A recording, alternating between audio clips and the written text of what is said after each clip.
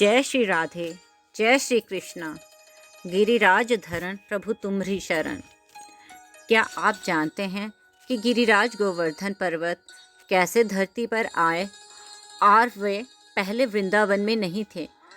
जब भगवान पृथ्वी पर अवतार लेने वाले थे तब भगवान ने गोलोक को नीचे पृथ्वी पर उतारा और गोवर्धन पर्वत ने भी भारतवर्ष में पश्चिमी दिशा में शाल्मली द्वीप के भीतर द्रोणाचल की पत्नी के गर्भ से जन्म ग्रहण किया। एक समय मुनि श्रेष्ठ पुलस्त्य जी तीर्थ यात्रा के लिए भूतल पर भ्रमण करने लगे। तब उन्होंने द्रोणाचार्य के पुत्र श्याम वर्ण वाले गोवर्धन पर्वत को देखा।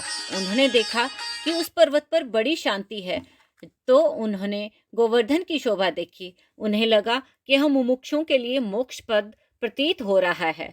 मुनि उसे प्राप्त करने के लिए द्रोणाचल के समीप गए। पुलस्त्य जी से कहा, द्रोण, तुम पर्वतों के स्वामी हो, मैं काशी का निवासी हूँ। तुम अपने पुत्र गोवर्धन को मुझे दे दो। काशी में साक्षात विश्वनाथ विराजमान हैं और मैंने तुम्हारे पुत्र को वहाँ स्थापित करना चाहता हूँ। उसके ऊपर रहकर मैं तपस्या करूँगा। पुलस्त्य जी की बात सुनकर द्रोणाचल पुत्र स्नेह में रोने लगे। बोले, मैं पुत्र स्नेह से आकुल हूँ, फिर भी आपके शाप के भय से मैं इसे आपको सौंपता हूँ। फिर पुत्र से बोले, बेटा तुम मुनि के साथ जाओ। गोवर्धन ने कहा, मुने, मेरा शरीर 8 योजन लंबा 2 योजन चौड़ा है, ऐसी दशा में आप मुझे किस प्रकार ले चलोगे? पुलस्त्य जी ने कहा, बेटा तुम मेरे हाथ पर बैठकर चलो, जब तक काशी नहीं आ जाता तब तक मैं तुम्हें ढोए चलूंगा। गोवर्धन ने कहा, मुनि, मेरी एक प्रतिज्ञा है, आप जहाँ कहीं भी भूमि पर मुझे एक बार रख दोगे, वहाँ की भूमि में मैं पुनः उत्थान नहीं करूँगा। पुलस्त्य जी बोले, मैं इस शाल्मली द्वीप से लेकर कौशल देश तक तुम्हें कहीं नहीं रखूँगा, यह मेरी भी प्रतिज्ञा है। इसके बाद पर्वत अपने पिता को प्रणाम करके मुनि की हथेली पर सवार हो गए। पुलस्त्य मुनि चलने लगे और ब्रजमंडल में आ पहुँचे। गोवर्धन पर्वत को अपनी पूर्व जन्म की बातों का स्मरण था। ब्रज में आते ही सोचने लगे कि यहाँ साक्षात श्री कृष्ण अवतार लेंगे और सारी लीलाएं करेंगे, अतः मुझे यहाँ से अन्यत्र नहीं जाना चाहिए। यह यमुना नदी ब्रज भूमि गोलोक से यहाँ आए हैं। वे अपना भार बढ़ाने लगे। उस समय मुनि भी बहुत थक चुके थे। उन्हें पहले कही कोई बात भी याद नहीं रही। उन्होंने पर्वत को उतारकर ब्रजमंडल में रख दिया। थके हुए थे तो जल में स्नान किया। फिर गोवर्धन से कहा, अब उठो। अधिक भार से संपन्न होने के कारण जब वह दोनों हाथों से भी नहीं उठे तो उन्होंने अपने तेज और बल से उठाने का उपक्रम किया। स्नेह से भी कहते रहे, पर वह एक अंगुल भी टस से मस नहीं हुआ।